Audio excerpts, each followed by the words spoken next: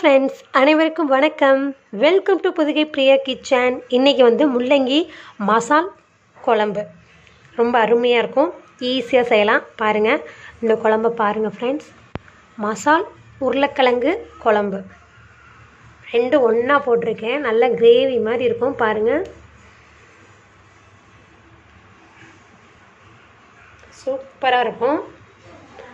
பாருங்கள் எப்படி இருக்குது. இன்றைக்கி மசால் குழம்பும் காலிஃப்ளவர் ஃப்ரை. சாப்பிடுங்க ஃப்ரெண்ட்ஸ். வாங்க பார்க்கலாம் வீடியோ. சாதம், மசால் முள்ளங்கி உருளைக்கிழங்கு குழம்பு, காலிஃப்ளவர்.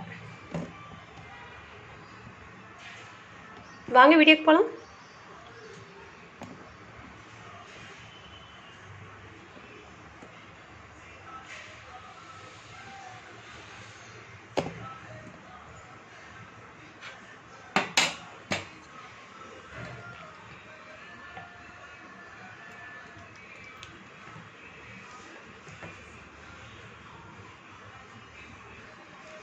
அருமையாக இருக்கும் பாருங்கள். நல்ல மணமாக டேஸ்ட்டாக எப்படி இருக்குது பாருங்கள். வாங்க போகலாம் ஃப்ரெண்ட்ஸ். இப்போ நம்ம நல்லெண்ணெய் ஊற்றிருக்கோம்.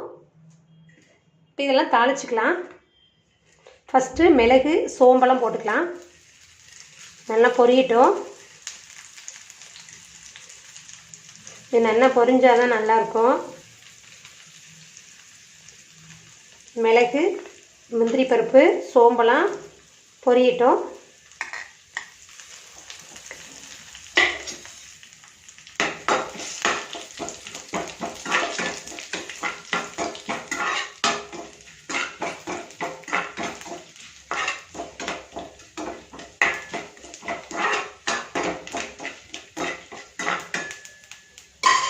இப்போ வெங்காயம், தேங்காய், தக்காளி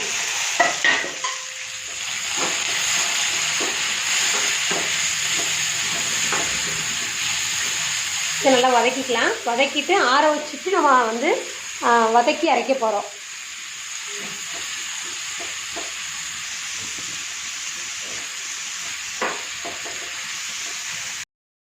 இப்போ அடுப்பில் குக்கரில் எண்ணெய் ஊற்றிருக்கோம். எண்ணெய் ஹீட் ஆகிடுச்சு. இப்போ தாளிக்கிறது பிரிஞ்சி இலை, கல்பாசி, பட்டை, 2 முந்திரி பருப்பு. இதை ஆற வச்சுருக்கேன். இனிமேல் தண்ணி ஊற்றி பேஸ்ட்டாக அரைச்சிட்டு வரணும். கடுகு உளுந்தம்பருப்பு போட்டுக்கோங்க. இப்போ வெங்காயம் போட்டுக்கலாம். பூண்டு, முள்ளங்கி,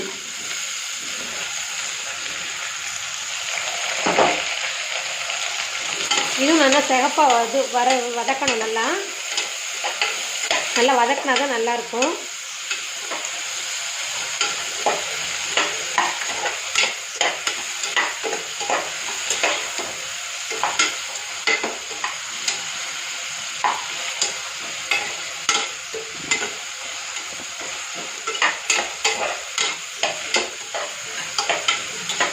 முள்ளங்கி நல்லா வதக்கணும். அதோட உருளைக்கிழங்கையும் போட்டுக்கலாம். உருளைக்கிழங்கும் உங்களுக்கு இந்த மாதிரி தான் இருக்கணும்.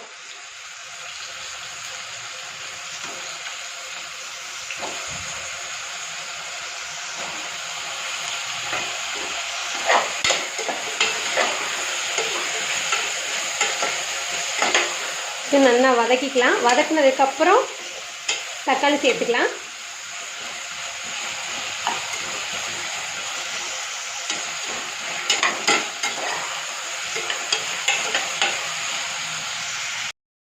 இப்போ தக்காளி சேர்த்துக்கலாம்.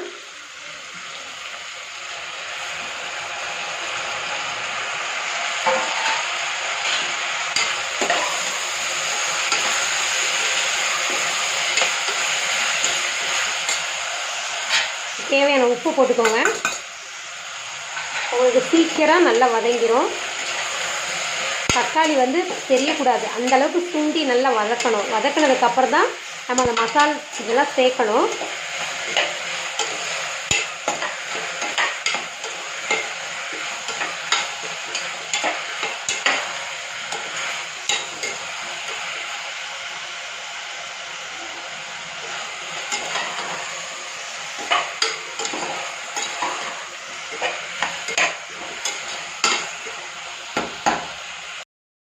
இப்போ நம்ம வந்து மஞ்சத்தூள், மல்லித்தூள், குழம்புத்தூள் இதை நல்லா வதக்கிக்கலாம். இப்படி வதக்கிட்டோம்னா நல்லா செட் ஆகும், எல்லாமே ஒன்று சேர்ந்துடும். முள்ளங்கி நல்லா வதக்குனதுனால ஈஸியாக வெந்துருங்க. உருளைக்கிழங்கும் முள்ளங்கி ஒன்று சேர கரெக்டாக வேகணும், அதனால தான் ரெண்டையும் ஒன்றா வதக்கிட்டோம். உருளைக்கிழங்கு சீக்கிரம் குக் ஆகிடும், அதனால தான் முள்ளங்கி நல்லா வதக்கணும்.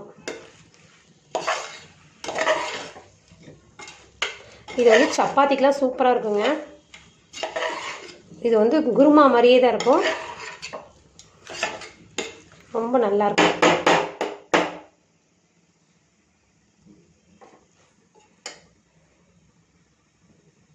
இப்போ நம்ம கொஞ்சம் தண்ணி ஊற்றிக்க போகிறோம். மூழ்கிற அளவுக்கு ஊற்றிக்கோங்க. நம்ம இந்த சாம்பார் தூள், குழம்பு தூள் சேர்த்துருக்கோம் பார்த்தீங்களா, அந்த அளவுக்கு இருக்கும். எவ்வளோ சேர்த்துருக்கோமோ அந்தளவுக்கு தண்ணி ஊற்றிக்கணும். உங்களுக்கு திக்னஸ் ஆகிடும், நம்ம பேஸ்ட்டும் அரைச்சி ஊற்றுவோம், அதனால் மூழ்கிற அளவுக்கு இது கரெக்டாக இருக்குது. நான் மீடியம் ஃப்ளேமில் தான் வச்சுருக்கேன். இப்போ நம்ம வந்து மூடிடலாம். மூடிட்டு நல்லா வேகட்டும். பேஸ்ட்டு நான் அரைச்சிட்டு வந்துடுறேன், அதுக்கப்புறம் மிக்ஸ் பண்ணலாம். இப்போ நம்ம பார்க்கலாம். சூப்பராக வெந்திருக்கு பாருங்கள். முள்ளங்கி உருளைக்கிழங்குலாம் சூப்பராக வெந்துருச்சு. இப்போ நம்ம என்ன பண்ண போகிறோம், இங்கே பாருங்கள், எல்லாமே சூப்பராக வெந்திருக்கு.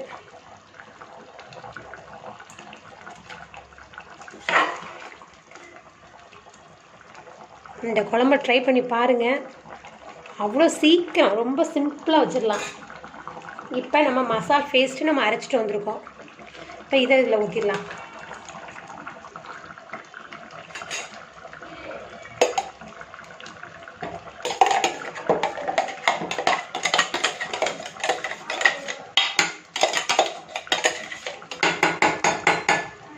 இப்போ கொஞ்சம் தண்ணி சேர்த்துக்கலாம், ரொம்ப வேண்டாம், திக்காயிடும்.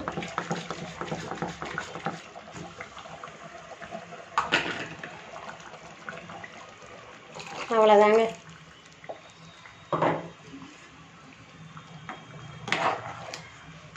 ரொம்ப இந்த மழைக்கு சூடாக இருக்கும். எங்கள் புதுக்கோட்டையில் இப்போ மழை பெய்யுது. எல்லோரும் சேஃபாக இருந்துக்கங்க, வெளியில் போகாதீங்க, சூடாக சாப்பிடுங்க. டிவி நியூஸை பார்த்துக்கிட்டே நம்மளும் சாப்பிடலாம். பசி வந்துருச்சு. பக்கத்தில் காலிஃப்ளவர் வேகுது, நீ அது வேறு நான் மசால் பண்ணணும். பாருங்கள் சூப்பராக இருக்கா, ரொம்ப குயிக்காக வச்சிடலாம். பாருங்கள் எப்படி இருக்கு, அருமையாக இருக்கும், நல்ல மணமாகவும் இருக்கும், சுவையாகவும் இருக்கும். இதை அப்படியே மூடி வச்சிடலாங்க.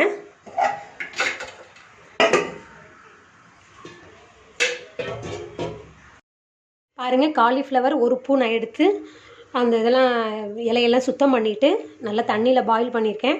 ஒரு 5 நிமிஷம் நல்லா கொதிக்கட்டும். இதில் உப்பு போட்டிருக்கேன், நல்லா கொதிக்கட்டும்.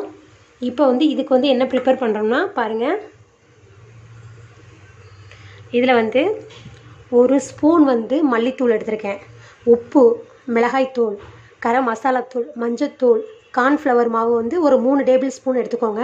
பச்சரிசி மாவும் அடியில் போட்டிருக்கேன், அதுவும் 2 டேபிள் ஸ்பூன் எடுத்துக்கோங்க. கார்ன்ஃப்ளவர் மாவு கொஞ்சம் அதிகமாக இருக்கணும். கார்ன்ஃப்ளவர் மாவு, பச்சரிசி மாவு, உப்பு, இது மல்லித்தூள், மிளகாய்த்தூள், கரம் மசாலாத்தூள், மஞ்சத்தூள் இதெல்லாம் போட்டிருக்கோம். இதுக்கு வந்து க்ரீன் சில்லி,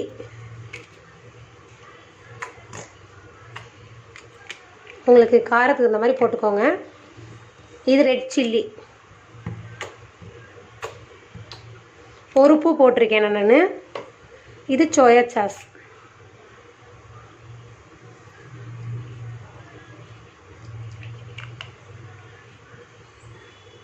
இது வினிகர் கொஞ்சம், நல்லா கிறிஸ்பியாக இருக்கும். ஓப்பன் பண்ணவே இல்லை, வெயிட் பண்ணுங்கள். ஓப்பன் பண்ணிட்டேன். கொஞ்சமாக வினிகர் வந்து கம்மியாக இருக்கணும், அவ்வளோதான். இதை இப்போ வந்து நம்ம நல்லா கலந்துக்கலாம். இதெல்லாம் ஒன்றா மிக்ஸ் பண்ண போகிறோம்.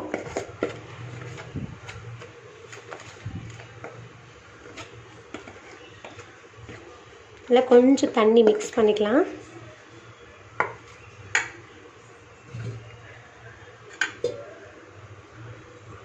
பஜ்ஜி மாவு மாதிரி கொஞ்சம் கரைச்சிக்கணும். நம்ம தண்ணி கொஞ்சம் மெதுவாக ஊற்றிக்கோங்க, ரொம்ப ஊற்றிடாதீங்க. அப்படி உங்களுக்கு தண்ணி ஆயிடுச்சுன்னா அரிசி மாவு போட்டுக்கோங்க.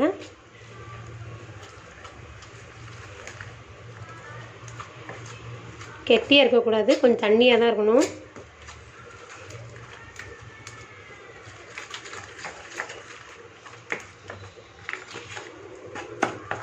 இதுவே கெட்டியாக தான் இருக்குது.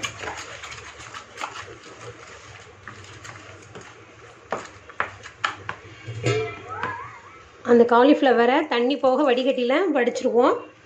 தண்ணி ஒரு 10 நிமிஷம் தண்ணி போக வடியட்டும். அதுக்கப்புறம் எண்ணெய் ஊற்றி இதில் நம்ம வந்து கலந்து போடலாம். இதில் இஞ்சி பூண்டு பேஸ்ட் போடுறதுனாலும் போட்டுக்கலாம். அதனால தான் நான் கரம் மசாலா போட்டிருக்கேன்.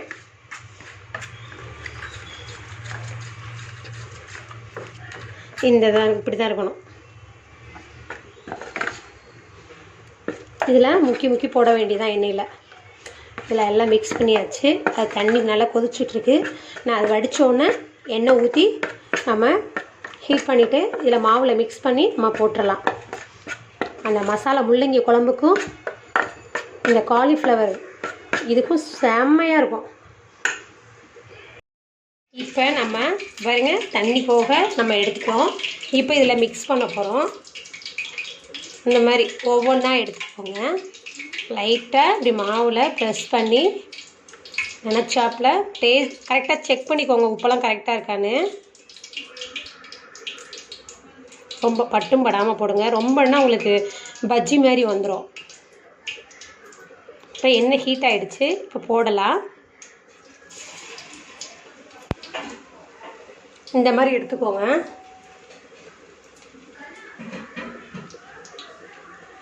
பஜ்ஜியாக இருந்தாலும் சாப்பிட்லாம், எப்படி வேணாலும் சாப்பிட்லாம். நமக்கு தேவை டேஸ்ட்டு.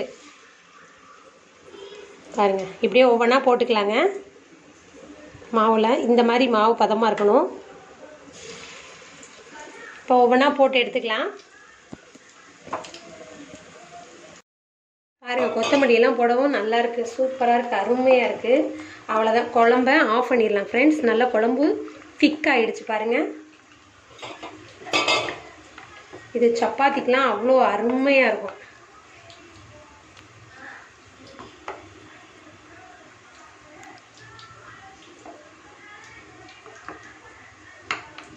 பாருங்கள் ஃப்ரெண்ட்ஸ், அவ்வளோ சூப்பராக இருக்குது. குழம்போட டேஸ்ட்டும் பாருங்கள்.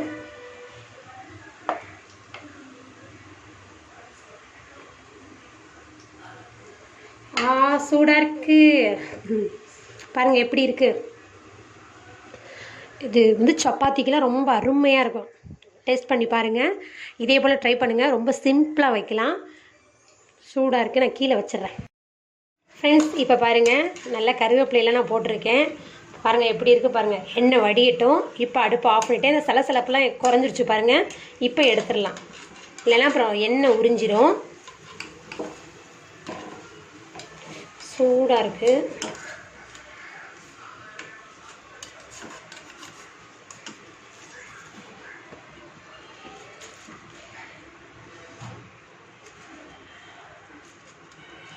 பாருங்கள் ஃப்ரெண்ட்ஸ், சாப்பிடுங்க. சூடாக இருக்குது.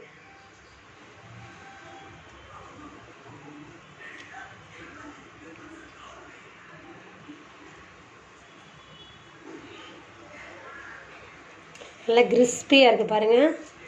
செம்ம சூப்பராக இருக்குது. ரொம்ப சுடுது ஃப்ரெண்ட்ஸ். ஆ ஆ ரொம்ப சூடாக இருக்குது.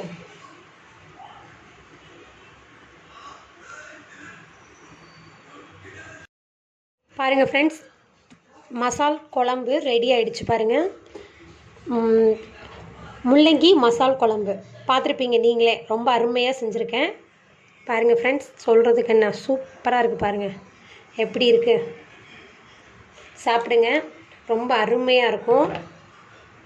நல்ல உருளைக்கிழங்கு முள்ளங்கியெல்லாம் அவ்வளோ சூப்பராக இருக்குது. அடுத்து காலிஃப்ளவர் 65 மாதிரி ஃப்ரை பண்ணியிருக்கேன். சூப்பராக இருக்கா ஃப்ரெண்ட்ஸ்? சாப்பிடுங்க.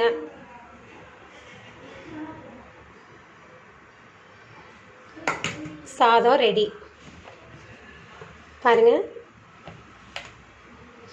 இன்னைக்கு மசால் குழம்பு, முள்ளங்கி மசால் குழம்பு.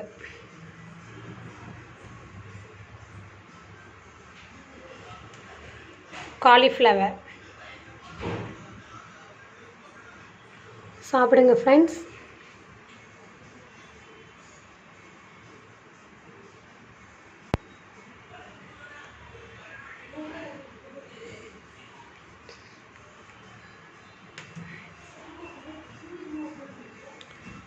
என்னுடைய வீடியோ பிடிச்சிருந்துச்சுன்னா நீங்களே இதே போல் செய்து பாருங்கள். என்னுடைய சேனலை சப்ஸ்கிரைப் பண்ணுங்கள், லைக் பண்ணுங்கள், ஷேர் பண்ணுங்கள். ஃபஸ்ட் டைம் பார்க்குறவங்களா இருந்தால் என்னுடைய சேனலை சப்ஸ்கிரைப் பண்ணுங்கள். காலிஃப்ளவர் முள்ளங்கி மசால் குழம்பு.